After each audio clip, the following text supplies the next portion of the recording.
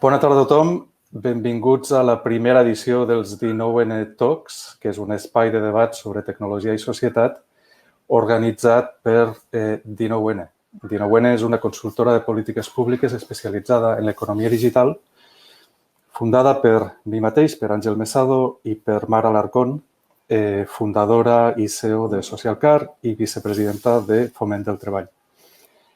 19N treballa amb startups i empreses tecnològiques ajudant-les a entendre el context regulatori en el que es mouen i ajudant-les a modular les seues prioritats en relació amb el seu model de negoci. Les 19N Talks volen ser un espai regular de trobada entre empreses i sector públic al voltant del debat sobre tecnologia i polítiques públiques, tecnologia i societat. La primera edició, i degut al moment en què ens trobem, no podia tractar d'altre tema que de les repercussions de la crisi sanitària del Covid, que en l'àmbit digital i tecnològic són especialment rellevants, ja que la tecnologia està fent possible l'emergència d'una economia contactless, d'una economia sense contacte i fins i tot d'una societat que cada cop més s'acostumarà a la digitalització i a una economia més basada en el distanciament social. Sense enrotllar-me més, ja prou de presentació, us presento a les persones que ens acompanyaran en la conversa d'avui. Tenim amb nosaltres a l'Albert Castellanos, que és secretari general del Departament de Vicepresidència, Economia i Hisenda del Govern de la Generalitat de Catalunya, l'Ignasi Giral, que és el general manager de Badi a Espanya, i l'Albert Llorenç, que és CEO de BNSveu. Perquè no els conegueu, Badi és una plataforma P2P de lloguer d'habitacions a llarg termini i BNSveu és un neobanc i una de les principals iniciatives de fintech sorgides nascudes a Barcelona i a l'ecosistema startup de Barcelona. Us passo ja la paraula. Albert, ens podries introduir quina és la visió de govern respecte al canvi tecnològic, l'oportunitat tecnològica i la crisi sanitària? I després de l'Albert, ja quasi que us deixo la paraula també, Ignasi i Albert, que respongueu la mateixa qüestió. Presenteu els vostres models de negoci i quin és el repte, quines són les oportunitats que la crisi sanitària està oferint als vostres models. Albert. Bé, bona tarda, Àngel, i en primer lloc, moltes gràcies per convidar-me i no només moltes gràcies, sinó que crec que ens hem de felicitar que es facin debats d'aquest tipus, no? Sovint estem molt centrats en el que és la crisi sanitària i les seves afectacions econòmiques, però jo crec que manca, d'alguna manera, que hi hagi un debat també sobre en quina mesura això pot canviar les nostres inèrcies, els nostres patrons de consum, les nostres maneres de treballar i, per tant, malgrat sigui un tòpic o soni tòpic, aprofitar aquesta crisi també com una oportunitat. A nivell macro, és evident que ens ha afectat el conjunt d'economies. No estem davant d'una crisi sanitària local, sinó d'un fenomen mundial que ha afectat el conjunt d'economies occidentals i, en general, el conjunt d'economies mundials, amb una previsió per aquest 2020 de decrement del PIB de més del 6%, però sí que és veritat que la zona euro hem vist que era una de les més afectades i en concret, l'estat espanyol i Itàlia amb especial cruesa. De fet, dona la casualitat que avui el vicepresident ha presentat les previsions de creixement per Catalunya per aquest 2020 i pel 2021, que són previsions que s'han de prendre amb molta cautela, però que ens indiquen una mica la dimensió del fenomen. I, de fet, la dimensió del fenomen no s'allunya gaire d'aquestes dades que he dit pel conjunt d'economies mundials. Preveiem, en el nostre escenari base, que a Catalunya aquest 2020 caigui al voltant d'un 7,6%, però que també hi hagi un efecte rebot relativament ràpid l'any següent, el 2021, amb un creixement del 6,5%. Això vol dir que ens quedarem igual? Jo crec que no. Com deia al principi, tampoc em vull allargar excessivament per deixar espai als meus companys de taula. Crec que aquesta crisi hauríem d'interpretar-la com un reset per trencar moltes inèrcies i per accelerar canvis en un model de desenvolupament que volem que sigui més sostenible. Bàsicament, cap a on? Bé, aquí em permetreu que utilitzi una mica les prioritats que hem anat anunciant aquests dies i que sobretot anunciava el vicepresident, no? Crec que hem d'aprofitar aquest reset o aquest reinventar-se que ens dona l'oportunitat d'aquesta crisi per apostar perquè són les nostres fortaleses, que crec que per una banda és l'economia de la vida, és a dir, tot el que està relacionat amb el nostre sistema de salut, que malgrat, diguéssim, estigui en una situació molt tensa, ha demostrat bastanta resiliència. Però, en segon lloc, també, i ho apuntava l'Àngel a la introducció, per la digitalització. És a dir, jo crec que ara el default no sempre serà presencial, sinó que molta gent o molts hem tingut l'ocasió de provar les oportunitats que t'ofereix el treball digital, la compra digital, els sistemes que no necessàriament són presencials i, per tant, jo crec que això és un canvi estructural que hauríem d'aprofitar com a economia i també com a govern, com després explicaré, no? I, per últim, també anar cap a una economia més sostenible i això vol dir accelerar el que és la transició ecològica i que ens n'hem adonat que en la mesura que hem reduït la mobilitat, evidentment de forma no volguda, això també ha suposat canvis en el nostre entorn, no? I el nostre entorn des d'una perspectiva mediambiental. Per tant, tenim un xoc econòmic que esperem i que les dades ens diuen que esperem que sigui puntual, entre cometes, que no duri més d'un any, però que sobretot hem d'aprofitar i que creiem que des del govern hem d'aprofitar per, d'alguna manera, alinear-nos una mica més cap a un model de desenvolupament més sostenible i també, per tant, passa per un model de desenvolupament amb una digitalització molt més forta i després, si tinc ocasió, posaré alguns exemples amb els quals el govern està treballant. Molt bé, moltes gràcies. Ignasi. Moltes gràcies, Àngel, per invitar-nos. Primer de tot, content una mica també del que començava dient l'Albert, de poder fer aquestes taules rodones i sobretot aquestes taules rodones o webinars amb institucions privades, que crec que això és un dels grans canvis que està venint en aquesta crisi i que ens donarà molts avantatges.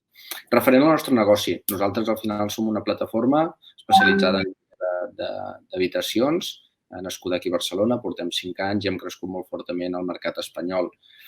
Evidentment, aquesta crisi, igual que totes les empreses, ens ha afectat i el primer que hem vist, sobretot, ens ho estem mirant sobretot a nivell d'oportunitats. És a dir, què ens pot aportar aquesta crisi, més que no la part negativa, sinó a nivell d'oportunitats positives.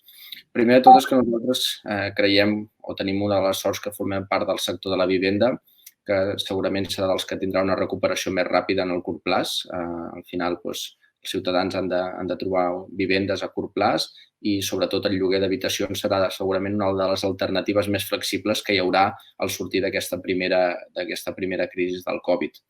En aquest sentit, nosaltres, com a visió d'empresa, estic molt alineat també amb el que comentava l'Albert, que són 2 punts. El primer és la digitalització. Nosaltres, com a empresa, sempre hem tingut visió de que tot el procés de lloguer d'una habitació s'ha de poder fer completament digital i això, sobretot, ens aporta una solució molt més segura i innovadora.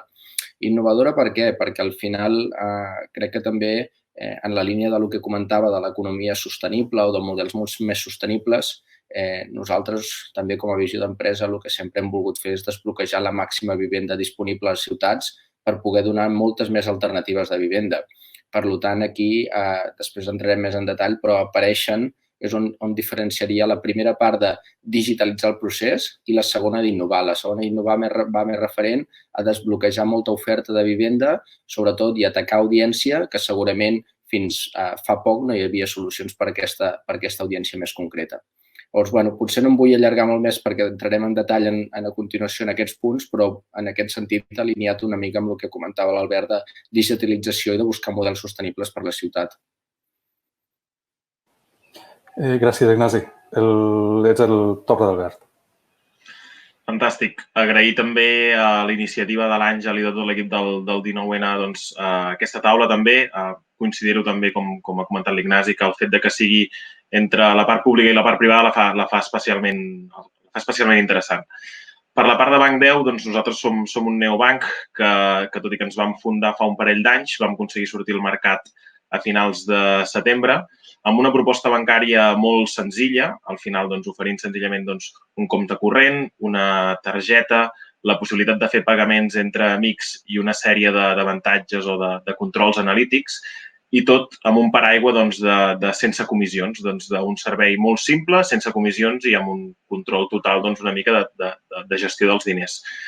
Una cosa tan senzilla com el tema de les comissions, doncs, avui en dia doncs, nosaltres vam veure que encara un de cada 3 euros venen doncs, dels ingressos que fan els grans bancs, encara venen doncs, un de cada 3 venen dels ingressos de comissions. I nosaltres vam veure en aquesta oferta una mica diferencial el fet de poder oferir doncs, un model de negoci basat doncs, en aquesta primera oferta gratuïta i després coses que anirem introduint doncs, més selectes doncs, de pagament, doncs, un model de negoci doncs, que creiem doncs, que està en constant evolució i que altres iniciatives europees doncs, estan demostrant doncs, que és un paradigma nou.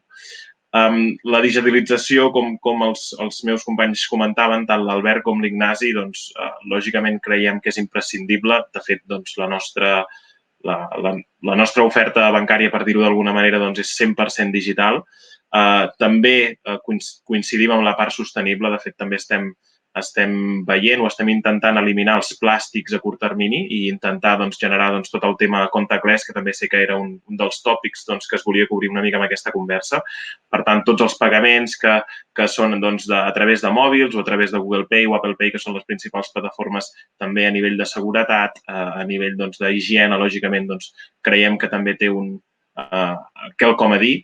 I la crisi, doncs, ho deia l'Albert molt bé, és un paradigma i tothom doncs, ho diu moltes vegades, no? El fet de que les grans crisis realment porten grans oportunitats, però nosaltres també ens estem trobant doncs, que més enllà del nostre foc principal de servei a client, també se'ns estan obrint nous mercats i noves oportunitats, en aquest cas doncs, amb altres empreses o fins i tot amb l'administració pública, que segur que tindrem temps de comentar durant aquest debat, però que sense cap mena de dubte, doncs, si no hagués entrat doncs, aquesta crisi malaurada, doncs tampoc no haguessin sorgit i ens estem doncs, adaptant al millor que podem a tot plegat.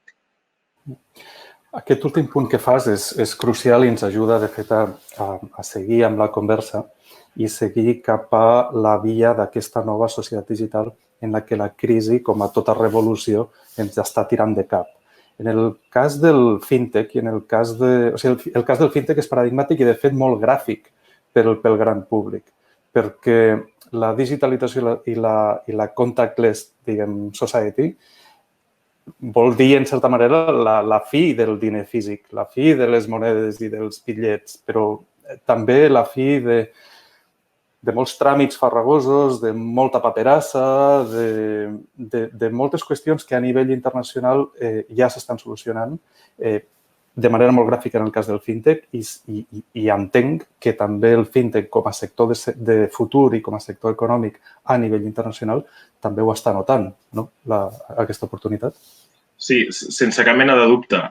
De fet, fa un parell de mesos, just abans, ho comentaven amb la prèvia una mica d'aquesta conversa, però fa just 2 mesos, un dels principals neobancs del món, Revolut, doncs va ser valorat amb una valoració de 5,5 bilions, que de facto és una valoració superior a grans bancs amb grans beneficis com de l'IBEX 35, com són el Sabadell o Bankia.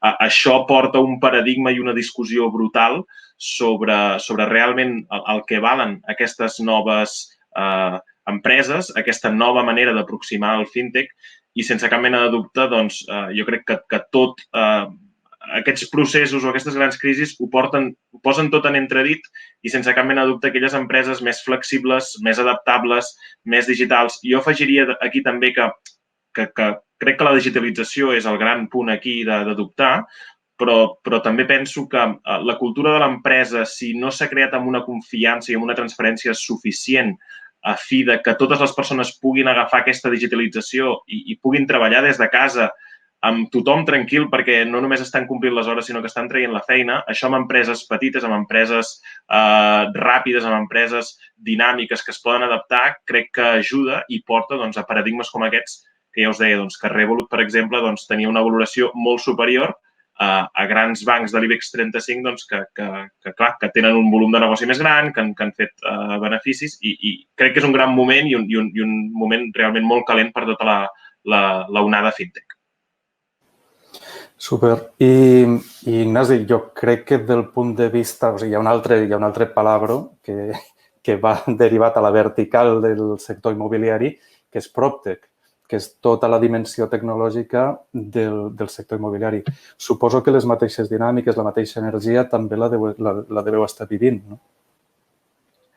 Sí, totalment. Jo crec que algú que hi ha conjuntament amb PropTech i FinTech, o al final les noves, diguéssim, empreses que estan sorgint de sectors molt tradicionals i d'on realment han innovat poc, especialment el sector immobiliari, que segurament és dels que menys ha innovat com a gran sector que genera molts beneficis a nivell mundial. Les PropTech jo crec que sobretot treballem en un aspecte principal que és transparència i seguretat. I crec que això és gràcies a el que també comentàvem abans, que és el fer tot el procés molt més digital. Venim d'un mercat completament offline, un mercat on on molta gent tenia molta gran desconeixença de com treballar o de com actuar en aquest mercat, on t'havies de fiar molt amb els agents, amb les empreses on treballessis, i a través de plataformes o de noves empreses del PropTech tens molta més accés a la informació, molt més transparent i molts mètodes molt més segurs d'acabar tancant les transaccions, ja sigui la compra d'una casa, el lloguer d'una habitació o inclús per grans accions, és a dir, per grans inversions. Llavors, jo crec que aquí la transparència i la seguretat que estem intentant aportar a les PropTech amb la digitalització és clau, sobretot, no ja tant per les empreses que estan dins del sector, sinó sobretot per l'usuari final, que jo crec que és la gran visió i el gran canvi de paradigma que estem aportant totes aquestes empreses tecnològiques al sector. Totalment. I segurament això també revolucionarà la relació amb l'administració des del moment que esteu canviant les pautes de consum, esteu proveint, de fet, palanques de creixement econòmic. Albert, des de l'administració, l'emergència d'aquests models digitals, ja has comentat que l'economia digital serà una de les prioritats en la sortida de la crisi sanitària i econòmica, però com veieu l'emergència d'aquests models, d'aquestes noves verticals? El veiem amb molt d'interès.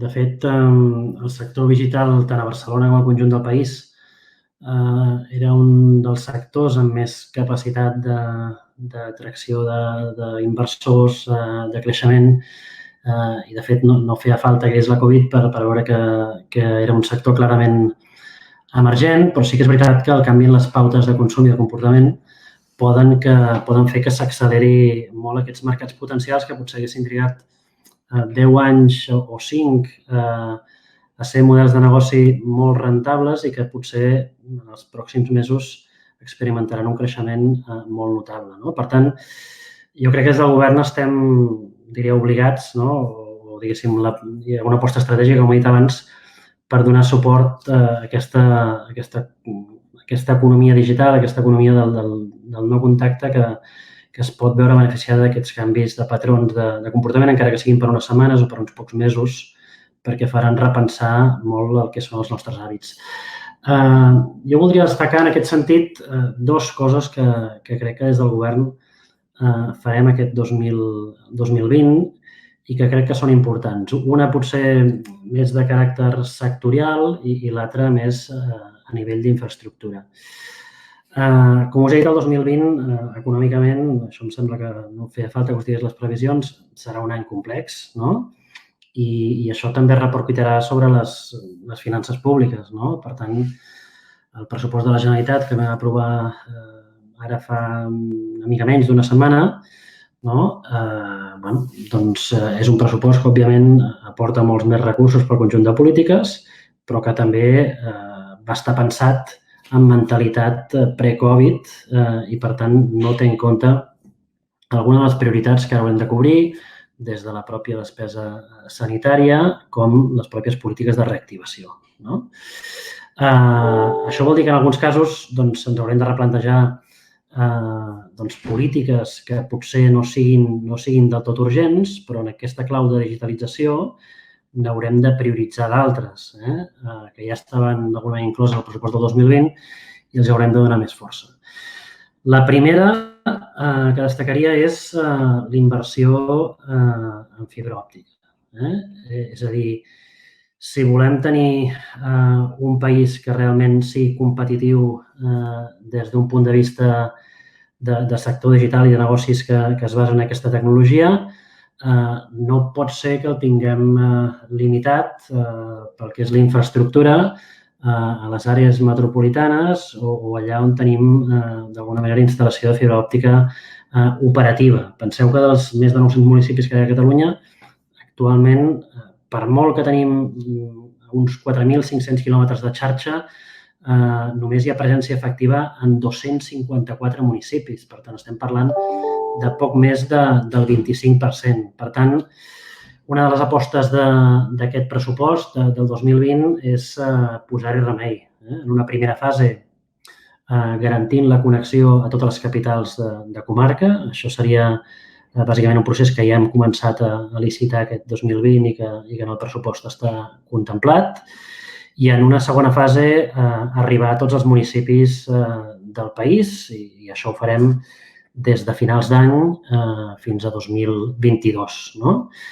Creiem que és una aposta necessària i creiem que de la mateixa manera que en el seu moment la connexió de carreteres, per dir-ho així, encara que quedi una mica antic, va ser clau per vertebrar el país, nosaltres creiem també que una bona connectivitat al conjunt del país és imprescindible per aprofundir no només en l'equilibri territorial, sinó en un canvi de paradigma al conjunt del territori. Per tant, una primera mesura que és infraestructura, que de moment està inclosa en aquest pressupost de 2020 i és una aposta estratègica del govern que, si ja ho era, ara serà encara més prioritària. I l'altra fa més referència al sector on treballa l'Albert, en el sector financer. De fet, la passada legislatura, des del mateix Departament de Vicepresidència, Economia i Hisenda, vam iniciar un procés d'anàlisi del que era el sector financer, perquè ja es començava a veure que era un sector molt dinàmic i poc conegut des de l'òptica industrial. És a dir, el coneixem molt com a sector intermediari i facilitador de l'activitat econòmica, però crèiem que d'alguna manera s'havia fet una anàlisi poc des de l'òptica del propi sector industrial que significa el sector financer. Com deia l'Albert, és un sector en constant evolució. La pròpia banca tradicional està adaptant-se a marxes forçades als nous models de pagament, als nous sistemes de servei per no quedar enrere. Fins i tot algunes es dediquen directament a incorporar startups dintre de la seva matriu per anar innovant de forma sistemàtica en un mercat que va canviant, i creiem que des de Barcelona, i en concret no només Barcelona, sinó el conjunt del país, tenim uns fonamentals, tenim unes condicions que fa que puguem ser competitius en aquest segment d'innovació financera. Per què? Home, doncs, en primer lloc, perquè, com ja ho he dit, tenim un sector digital que ha sigut capaç de concentrar gairebé un terç dels fons d'inversió del conjunt de l'Estat, que s'ha desenvolupat amb molta força a casa nostra, però també perquè hi ha altres condicions que ens fan estar ben posicionats. Per exemple, ben posicionats en el que és el sector del venture capital o del capital risc, on dins d'aquest procés d'anàlisi vam veure que potser en altres segments de banca tradicional Barcelona i el conjunt del país havia anat perdent pes en detriment d'altres capitals, però en canvi en aquest havíem sigut capaços de no només mantenir un cert dinamisme, sinó anar concentrant cada vegada més activitat. Per tant, tenim alguns segments del sector financer on hem demostrat que som competitius, concretament aquells que van més relacionats amb el finançament de noves iniciatives empresarials, i tenim un sector digital que tira i que està tirant molt fort. I, per tant, què hem de fer des del sector públic? Què hem de fer des de la Generalitat en concret? Home, posar-ho fàcil. I posar-ho fàcil per nosaltres és intentar desenvolupar un sector financer, un sector d'innovació en finances, que potser no es limita únicament a fintech, sinó són tots els nous sistemes de pagament i intermediació financera que estan començant a aparèixer arreu i posar-ho fàcil perquè aquells que vulguin emprendre nous models de negoci ho puguin fer amb facilitat. I el que ens agradaria fer, tot i que encara no ho tenim concretat, però ara que estem a la intimitat, perquè això no ho està veient ningú, diré que estem a punt de concretar un acord amb alguna de les associacions que precisament agrupa el sector digital a la ciutat de Barcelona per aprofitar un dels espais on actualment està la Generalitat, però que deixarà buit en breu, perquè part de les dependències les traslladem al districte administratiu de Zona Franca, per intentar de crear un espai que sigui un espai d'incubadora de desenvolupament de nous projectes en l'àmbit fintech i de la innovació en el sector financer. Volem fer-ho amb preus que siguin competitius, que per tant que facilitin la instal·lació de nous emprenedors. Sabem que hi ha models similars que han funcionat a altres àmbits de la ciutat i creiem que, en certa manera, també la missió de les administracions públiques és no només posar les condicions perquè es desenvolupin aquests models de negoci, sinó, fins i tot, com ha apuntat alguna associació econòmica de la ciutat, és facilitar que les dependències més cèntriques serveixin no només per fer una oferta d'allotjament de qualitat, que també és necessari, sinó per crear nous espais de dinamització econòmica.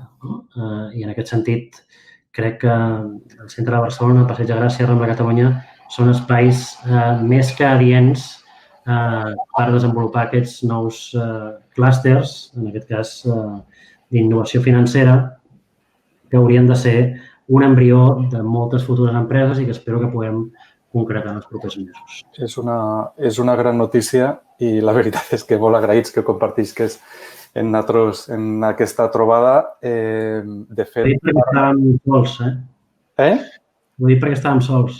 Sí. De fet, Albert, ara us heu posat pressió perquè ara nosaltres estarem pendents de que ho tireu endavant el més aviat millor, perquè realment crec que tens tota la raó del món i l'administració pública, el govern català ha anat fent passos molt importants.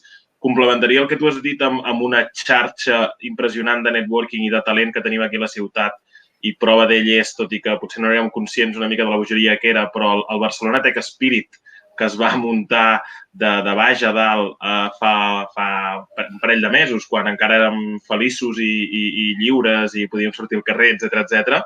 Però aquesta és la màgia de la ciutat i nosaltres, el fet de ser de Barcelona, creiem que ens suma moltíssim, a diferència d'altres entitats que han canviat la seu d'aquí a la ciutat i llavors estem esperant que porteu a terme tot això que ens has comentat perquè segur que ens interessa molt, no només a nosaltres, sinó a tot el sector de fintech, que és molt ric i que hi ha moltíssimes empreses i autònoms i pimes que segur que seria de gran ajuda. I segurament Ignasi també estarà molt content perquè l'economia de plataformes també es caracteritza per aportar seguretat en els pagaments, seguretat financera als usuaris i és una qüestió molt potent i molt central. De fet, és un gran anunci i una gran qüestió estratègica per a la societat. 100%. Jo crec que al final també del desenvolupament de les diferents verticals de startups ens anem nutrint tots i en aquesta part de digitalització i de millora de, sobretot, en el nostre cas, de pagaments molt més segurs, utilitzarem moltes eines de fintech i ojalà que moltes puguin venir de la mateixa ciutat de Barcelona. Per nosaltres, evidentment, que això seria una molt bona notícia i que més facilitaria molt més aquesta integració i aquest enteniment de com veiem la visió de futur d'aquestes plataformes. Seguim ara amb la conversa de col·laboració públic-privat en aquest moment històric de digitalització de l'economia, però deixeu-me fer un petit parèntesi per dir que aquesta conversa està sent seguida per més de 50 persones ara mateix, vull dir que estem quasi tots sols, però en són més de 50. I també recordar a totes les persones que ens estan seguint que a través del canal de YouTube podeu enviar comentaris, preguntes que vulgueu fer al panel per compartir la conversa amb nosaltres quatre, que estem aquí en pantalla, però que sapigueu que ens podeu fer arribar les vostres preguntes i ho incorporem a la conversa segons es va desenvolupant. I seguint el fil del que estàvem comentant, volia incidir també en aquest aspecte. O sigui, de la mateixa manera que les startups estan innovant en models de negoci, que la tecnologia està innovant en possibilitats i que la pròpia administració està innovant en programes i en projectes, com podem innovar en la trobada d'aquests mons? Fins ara s'han trobat models de col·laboració, però no sempre va a la mateixa velocitat l'administració que els innovadors. I potser aquesta revolució, diguem, de la crisi del Covid ens obliga a tots plegats a trobar maneres de col·laborar. Com veieu aquest punt? Qui es llança? Començo jo, si voleu. Ja em llanço jo. No, jo crec que, evidentment, que ha de passar. I quan abans millor, jo crec que serà molt positiu. Jo crec que sempre es comenta que és veritat que startups i administració anem a dos velocitats diferents. Però això no té que ser en cap cas negatiu, sinó que té que ser una oportunitat, jo crec, per l'administració d'aprofitar que les startups aportem molt creixement i molta innovació molt ràpidament, de la qual aquesta despesa d'innovació es pot exponenciar a molts altres sectors de l'activitat econòmica. Pel nostre cas, per exemple, en el cas de les PropTech, nosaltres en Barcelona Tech City, per exemple, ara estem desenvolupant un grup de treball amb les diferents PropTech de Barcelona i, per exemple, és un punt de trobada que a dia d'avui utilitzem més entre les nostres empreses de PropTech, però que també és un punt de trobada que podem utilitzar per parlar amb l'administració pública i tenir un diàleg molt més obert. És un exemple que es pot proposar i que no tot té que ser únicament sinergies en exclusiva amb certes empreses, sinó intentar averiguar o descobrir quines són aquelles coses que podem treballar com a sector, que jo crec que és la part més important que podem arribar a desenvolupar conjuntament amb l'administració pública. Evidentment, és a un ritme diferent i amb unes circumstàncies diferents, però crec que el diàleg cap allà ajudaria a tots, a l'administració, a entendre millor també les necessitats de startup, d'empreses que tenim i entendre també l'usuari final, perquè un dels punts que comentava inicialment és que una de les avantatges que tenim nosaltres és que toquem molt de cara, que tenim l'usuari final molt de prop. I això és una de les coses que també crec que l'administració pública ens hauria d'aprofitar aquí, d'utilitzar en el bon sentit de la paraula, perquè el benefici seria al final mutu cap a l'usuari final, que és el que nosaltres també estem buscant. Totalment. De fet, o sigui, el grup de Barcelona Tech City és un grup molt interessant perquè és una agrupació, diguem, un moviment proactiu de la indústria per veure què poden demanar, com poden interactuar amb l'administració. Hi ha un clam, de fet, per la simplificació administrativa i una demanda a l'administració perquè aprofiti aquesta tecnologia.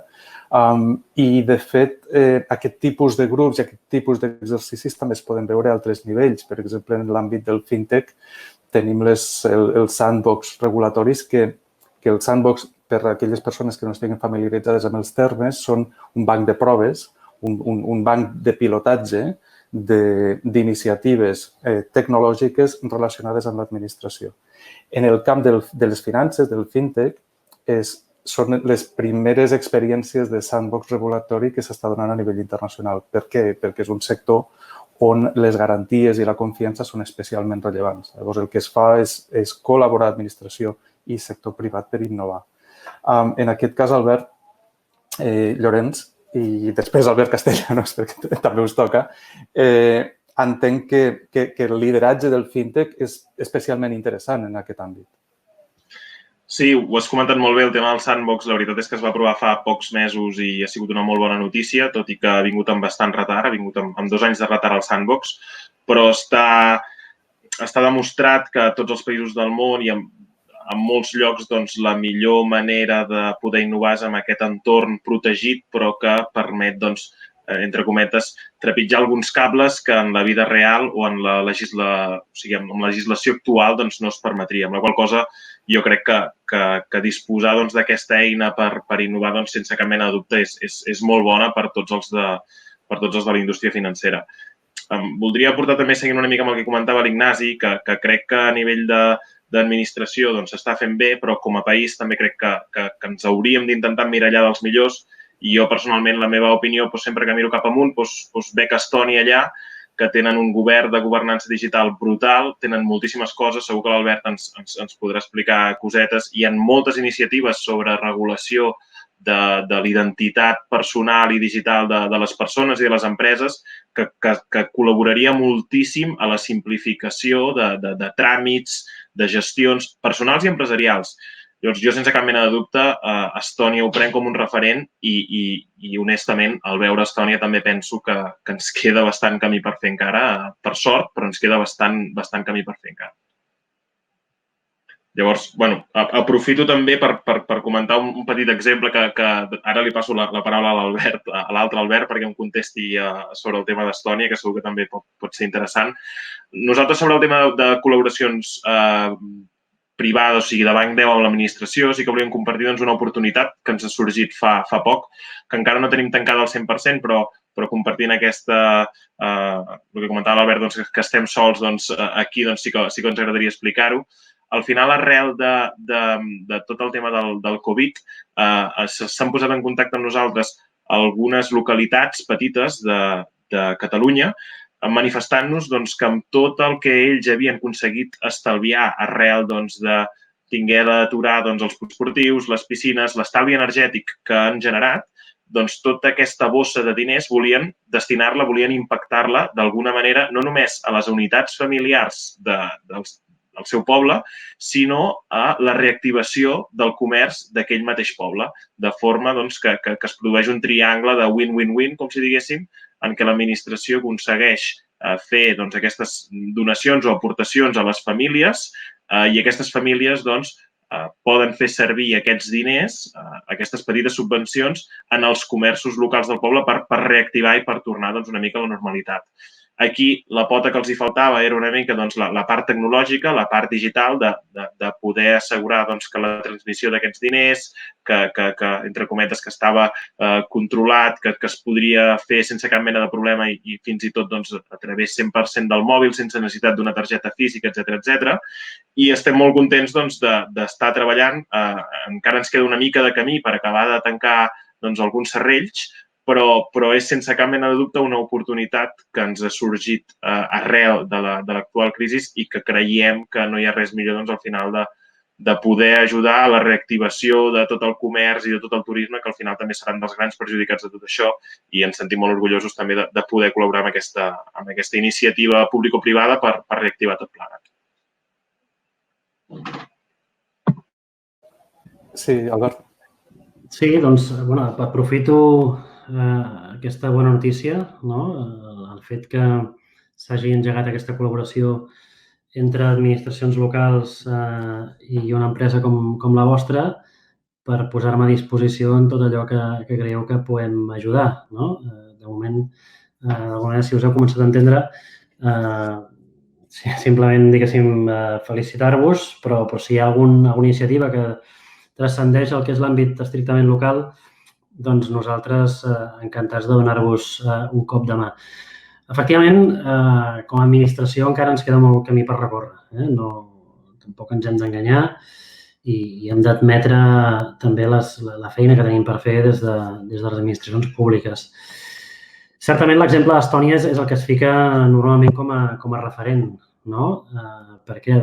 Perquè és una administració concebuda des dels seus propis sistemes d'identificació 100% digital i, per tant, això facilita el conjunt de tràmits i, diguéssim, trenca moltes barreres que l'administració, per dir-ho així, analògica o d'alguna manera tradicionalment burocràtica, li costa molt de vèncer. La simplificació administrativa, evidentment, és un repte, però deixeu-me apuntar potser dos àmbits que a mi em semblen especialment interessants des de l'administració, que encara no s'han desenvolupat i que jo crec que poden suposar un pas endavant en la forma de relacionar-nos amb el conjunt de ciutadans, amb el món econòmic i amb les empreses del país. El primer el vam apuntar, però malauradament no l'hem acabat de desenvolupar i i dic no l'hem acabat de desenvolupar perquè sí que estem fent coses com a govern, és el tema de ser conscients del valor que tenen les dades que generem, tant des de l'administració pública com per part del conjunt de la ciutadania, el conjunt d'empreses. Crec que hi ha molts espais en els quals, com a administració, generem dades que poden ser aprofitades pel món privat i, de fet, des del Departament d'Exteriors, a través del projecte Dades Obertes, ja ho anem fent. Posar a disposició totes aquelles dades que genera l'administració per poder eventualment convertir-ho o en models de negoci o en nous serveis que donguin unes millors prestacions a la ciutadania, etc. Per tant, jo crec que aquest món de les dades, aquest món de compartir dades i de col·laboració pública-privada és un món encara poc explotat. El vam suggerir arran de la nostra participació en la Comissió Interdepartamental d'Economia Col·laborativa. Per què? Perquè veiem que hi havia dos sectors en els quals l'administració, francament, i parlo en termes generals, segur que hi haurà excepcions, acostumàvem a anar donant pals de cec. I per què anàvem donant pals de cec? Doncs perquè ens trobàvem una realitat molt canviant, molt dinàmica, en la qual les eines que tenia l'administració no eren suficients per exercir les seves potestats públiques, regulatòries, sancionadores, etc. Aquests dos àmbits són els que de moment han estat més actius en el que és l'economia de plataforma col·laborativa, que és el turisme i la mobilitat. I, per tant, a mi em sembla de sentit comú que no vol dir que sigui fàcil de fer.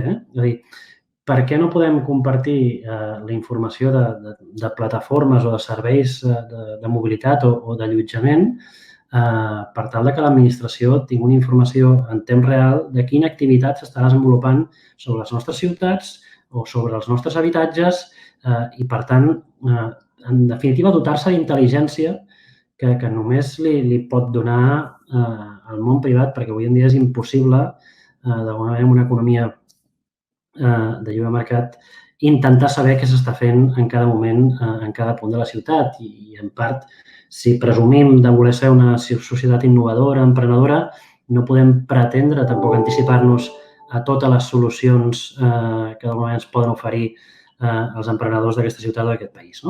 Per tant, jo crec que hi ha un espai en el que és la compartició de dades per convertir l'administració en una administració més intel·ligent que crec que encara no està suficientment explotada. Hem començat a obrir les dades que oferim com a administració, però crec que en aquests dos sectors, com a mínim, mobilitat i turisme o allotjament, són dos sectors que potser a Barcelona especialment, que és una ciutat molt dinàmica, tindria molt recorregut engegar iniciatives d'aquest tipus. I la segona potser depèn més de nosaltres, i seré breu, Àngel, perquè potser m'estic allargant un plet, és el de l'atenció ciutadana. I diu, hòstia, atenció ciutadana, com pot innovar l'administració de l'atenció ciutadana? Bé, doncs potser és un dels àmbits més dinàmics que té l'administració de la Generalitat, en la qual, d'alguna manera, estem intentant imposar un nou model d'atenció ciutadana, bàsicament per superar la cultura del vuelva mañana i la cultura estrictament presencial i de limitació de la informació que oferim al ciutadà. Per tant, tenim allò uns 10 principis que marquen el que és l'atenció ciutadana en l'era digital, dels quals només en destacaré un parell o tres. En primer lloc, ser conscients que avui en dia l'atenció ciutadana té un enfocament holístic, per tant, que estem adaptant els sistemes d'atenció ciutadana amb una vessant o una orientació omnicanal, que vol dir que tu pots entrar per múltiples vies, per correu electrònic, per presencial, per les xarxes socials, però que les teves peticions, les teves demandes, els teus requeriments els pots continuar en qualsevol dels formats. I pel fet que tu facis una pregunta a través d'una determinada xarxa social no té menys o més probabilitats de ser atesa que no si fas la consulta presencial. Això sembla una tonteria, però sí que és una innovació disruptiva en el que és la forma d'entendre l'administració pública. I, per altra banda, entendre també, i això lligava una mica amb el que deia de compartir dades, que avui en dia, en un procés accelerat de digitalització on estem l'administració pública, les dades per nosaltres també són una font de coneixement per millorar les nostres polítiques, no? I, per tant, vol dir que si tenim expedients 100% digitals o tenim cap a tenir expedients 100% digitals, també podem, d'alguna manera, explotar aquestes dades i fer que la nostra actuació sigui més eficient. Exemple, que potser no és el més simpàtic perquè és la part més fiscalitzadora del govern, doncs, en la mesura que tenim totes les declaracions d'impostos que gestionem des de l'Agència Tributària digitalitzats, som capaços d'analitzar els paràmetres de les declaracions, dels resultats de les inspeccions i, per tant, detectar quins són els focus de màxim risc de frau fiscal. No? Sí. Per tant, un clar exemple de que, d'alguna manera, aprofitant les dades que ens dona el ciutadà i tenint-les 100% digitalitzades, som capaços també de ser molt més eficients, de focalitzar-nos molt més en el que allò realment importa. Sí. Disculpa, m'he allargat un palet, Àngel. No passa res. De fet, estic convençut que l'Ignasi aquesta intervenció li devia encaixar perfectament des del seu punt de vista, perquè la visió del que és la col·laboració amb l'administració pública d'una plataforma digital, com va dir, Ignasi, jo crec que ens ho pots desenvolupar, però em fa la impressió que tan lluny no esteu. Sí, la veritat és que a llarg plaç o mig plaç és una que realment crec que ha de passar. Ha de passar, com tu molt bé deies, Albert, aquesta col·laboració possiblement molt més estreta, d'entendre com ens podem compartir les dades d'administració pública al final amb les empreses que disponem d'aquesta informació. Jo crec que també molts cops quan es parla d'aquest tema es veu des d'un prisma que d'inici sembla que sempre s'utilitzarà aquestes dades des d'una vessant més negativa o penalitzadora i crec que l'hem de girar la truita per enfocar-ho des d'una vessant molt més incentivadora. L'exemple no el millor. En el nostre cas, per exemple, és un model de negoci, i crec que també amb l'Albert li afectarà per igual, són models de negoci innovadors on ataquem audiències que segurament no se'ls havia escoltat mai les seves necessitats.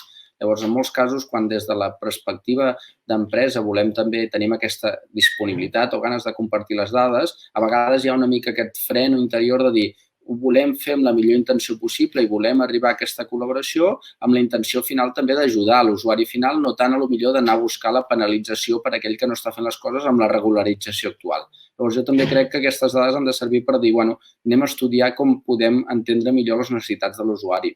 En aquest sentit, Albert, nosaltres estem en conversacions amb l'Observatori Metropolità de l'Habitatge de Barcelona perquè creiem que aquesta col·laboració pot arribar en el curt plaç i portem temps parlant amb ells perquè des d'un principi en Badi sempre ha sigut una cosa que hi hem cregut força i que sobretot hi hem cregut en aquest segon aspecte que et comentava. Llavors, molts altres casos que tenim de moltes altres empreses que possiblement han desembarcat a la ciutat s'ha vist des d'un punt de vista penalitzador i jo crec que justament amb les empreses que hem nascut a la pròpia ciutat és una oportunitat molt bona de desenvolupar unes noves sinergies amb l'administració pública i evitar una mica possiblement els casos que hem tingut més negatius, entre cometes, amb d'altres startups, sobretot, que han desembarcat a la ciutat.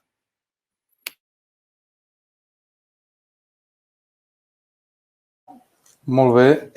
Crec que en aquest punt, de fet, ens queda un quart d'hora de conversa i en aquest punt hem rebut una pregunta d'en Josep Maria Gascon, que ens està seguint, i va dirigida al secretari Castellanos.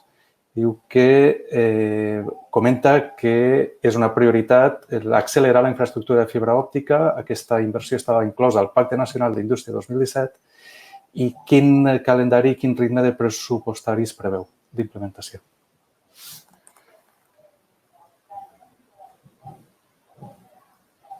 Diria que he apuntat alguna dada, però no em fa res tornar-la a repetir. Bàsicament, el ritme d'implementació serà en dues fases. La primera fase és aquest 2020 i, de fet, ja s'està començant a executar, que és connectar totes les capitals de comarca amb fibra òptica, cosa que ha començat des del febrer d'aquest mateix any fins al desembre d'aquest 2020. Per tant, està en ple procés d'execució i aquesta seria una mica aquest 2020 seria la primera fase. La segona fase o el segon objectiu de cara a extendre la fibra òptica al conjunt del país seria ja tenir o garantir l'accés al 100% de municipis. Ja us he dit que la cobertura ara era molt parcial, no? Teníem 254 municipis connectats, per tant vol dir que en principi en 2 anys, i de fet els processos estan una mica solapats, perquè han començat a l'abril d'aquest mateix any, fins al desembre de 2022 cobriríem aquesta segona fase en la que tots els municipis del país tindrien accés a la fibra, que serien una mica les dues grans fites que ens plantegem des del govern. Molt bé. En el temps que ens queda, m'agradaria donar-li una volta encara més a la conversa sobre col·laboració públic-privat i tornar una altra vegada a la crisi del Covid. Un fenomen que hem vist en la crisi del Covid ha sigut la necessitat de reaccionar ràpidament en col·laboració del sistema de salut, administració pública, entre el sistema de salut i administració pública i les empreses privades, especialment les tecnològiques. Hem vist com s'ha cridat a necessitem respiradors, concurs, necessitem elements de protecció i les diferents empreses han anat presentant les seves iniciatives, movent-se, etc. No creieu que podria ser un aprenentatge cara a futur també que la col·laboració en el futur la plantegem en termes similars? O sigui, en termes de, per exemple, l'administració presentant grans reptes i les empreses aporten les seues solucions de la mateixa manera àgil i proactiva com ha passat aquesta vegada? Sí, si puc començar, seré molt breu per no perdre temps als companys. Jo crec que absolutament, i crec que en part, no sé si amb èxit o no, perquè encara és massa aviat per dir-ho, però és l'orientació que està prenent la Comissió Europea, no? És a dir, finançar la recerca, la innovació i els projectes d'emprenedoria no, diguéssim, amb prejudicis vull dir, diguéssim, partint de les tecnologies i les solucions existents, sinó plantejar solucions que es poden respondre de moltes maneres, perquè aquesta és la manera de trobar respostes noves que avui en dia potser ni imaginem. I, per tant, absolutament d'acord. Un exemple molt ràpid per exemple, el que hem fet en finançament europeu que indica fins a quin punt de vegades l'administració actua de forma absurda, que és les licitacions a la pavimentació de carreteres, en el que és l'asfaltat de les carreteres del país.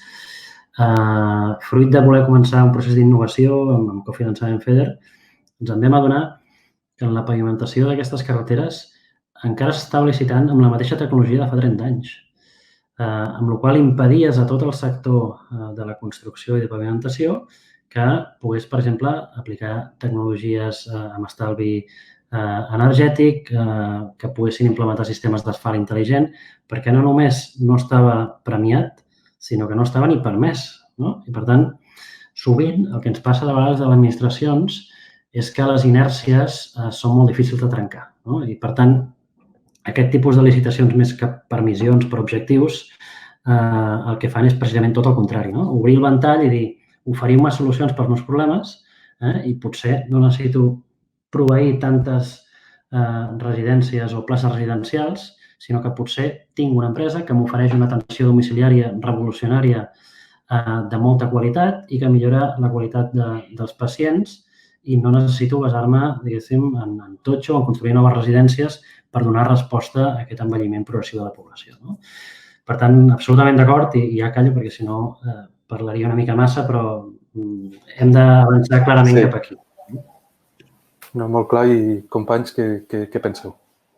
Sí, una mica per meva, arrel del que també comentava anteriorment, dels grups de treballs que nosaltres també en cada sector anem formant. Jo crec que la idea, sobretot, és poder treballar de cara més a solucions a mig plaç, és a dir, veure reptes que podem treballar conjuntament amb l'administració, possiblement dins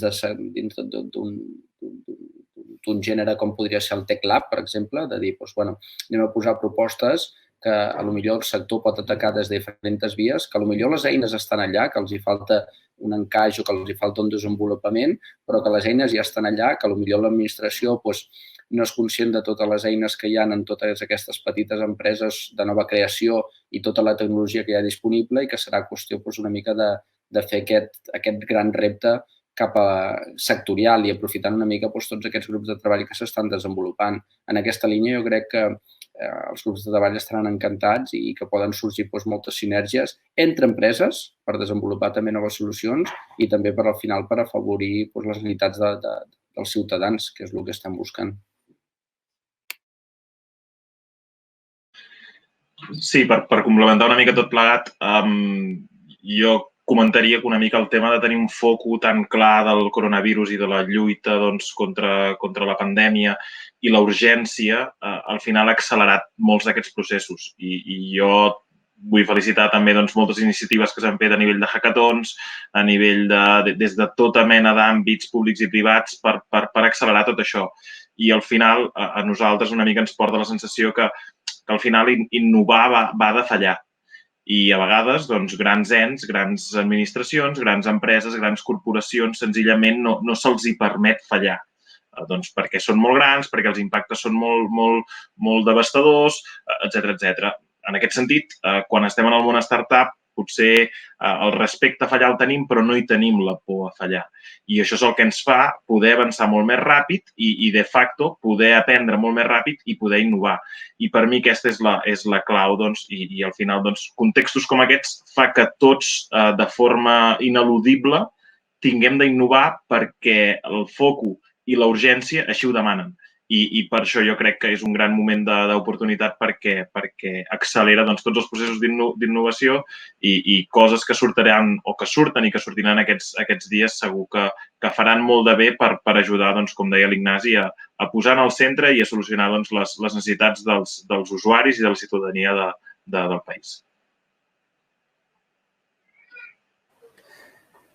Jo, si us sembla, m'agradaria fer una mica de resum, perquè tot just ara complim una hora de conversa. No sé, a vosaltres a mi se m'ha passat super ràpid, però hem estat parlant precisament de la capacitat que té el sector privat, les startups i la indústria digital per innovar, per donar suport als usuaris, als consumidors i a l'administració en el seu procés d'innovació. També hem conegut per part del Govern de la Generalitat l'anàlisi amb dades dels impactes de l'actual crisi econòmica, les línies estratègiques per sortir-ne i la manera com estan tractant la innovació, la digitalització i el suport a la indústria digital a Catalunya. Crec que podem treure de conclusió que estem en una oportunitat històrica de digitalitzar l'economia, que Catalunya i Barcelona estan especialment ben posicionades gràcies al seu ecosistema emprenedor i digital i que la innovació no només és innovació tecnològica o innovació de models de negoci, sinó que la innovació també arribarà en la col·laboració público-privada i la manera com l'administració treballa amb els nous actors digitals en regulacions adaptades, regulacions intel·ligents, regulacions que acaben beneficiant el creixement econòmic i els usuaris. Si teniu alguna altra cosa, teniu el micro obert, hauríem d'anar tancant i jo el que us voldria donar les gràcies, Ignasi, Albert i Albert, és per haver acceptat la nostra invitació, per ser part de la primera edició dels 19N Talks. Per nosaltres és un honor i ha sigut un privilegi comptar amb vosaltres i, en fi, moltíssimes gràcies per haver participat. Jo agrair-vos l'oportunitat de nou, animar-vos a continuar aquesta tasca de reflexió i a la vegada de trobada, perquè jo crec que va bé de vegades parar-nos una mica a pensar en quin moment estem i facilitar el contacte entre mons que sovint no sempre es troben. I, per tant, sí que us animo a continuar fent aquesta tasca i els qui veniu del món més innovador, doncs, diguéssim, fer la vostra contribució ciutadana intentant estirar l'administració encara que de vegades no sigui fàcil, perquè nosaltres també necessitem que ens estireu des de fora per anar evolucionant. Sí, primer de tot, moltes gràcies, Àngel, que sempre és superinteressant poder participar en aquests debats i més si avui tenim a l'Albert entre nosaltres, que normalment tenim debats només entre les startups, llavors és molt gratificant i jo crec que també ajuda molt. I després jo crec que, el que diu l'Albert, nosaltres seguirem lluitant i seguirem intentant oferir les millors solucions possibles i jo crec que aquí serà qüestió d'obrir el debat i d'intentar ajustar i ser més flexibles en administració amb startups perquè realment aquestes solucions puguin arribar, que al final és la intenció de tots, donar millors solucions i sobretot crec que des de tant del FinTech com del PropTech arribar a unes audiències i a un públic final que fins ara no se l'entenia de la manera que l'estem entenent les empreses tecnològiques i poder entendre molt millor el ciutadà final, que és la gran finalitat de la innovació digital. Jo també simplement agrair-vos als companys, Ignasi, Albert i Àngel i a tota la iniciativa de 19N per organitzar tot plegat. Ha sigut molt interessant. També us dic, espero que la pròxima vegada la puguem fer en persona i no digitalment, que segur que serà molt més divertit i tots en tenim ganes, però un plaer que hagueu comptat amb mi i moltes gràcies per tot plegat. Genial, gràcies a les persones que ens esteu seguint. Farem trobades en persona i esperem poder-les fer ben aviat, però la intenció de 19N també és de seguir amb aquest format digital en el futur. Crec que és un altre aprenentatge, és un altre canvi cultural i creiem que és un format que té molt de dinamisme i molta capacitat d'enganxar públics amplis. Us animem a donar-vos d'alta al nostre blog, a seguir-nos a Twitter. Tenim nova pàgina web des de fa uns pocs mesos, és 19n.eu. Visiteu-nos i aviat us donarem informació sobre la propera 19N Talks. Fins aleshores, moltes gràcies a tots i ens veiem aviat.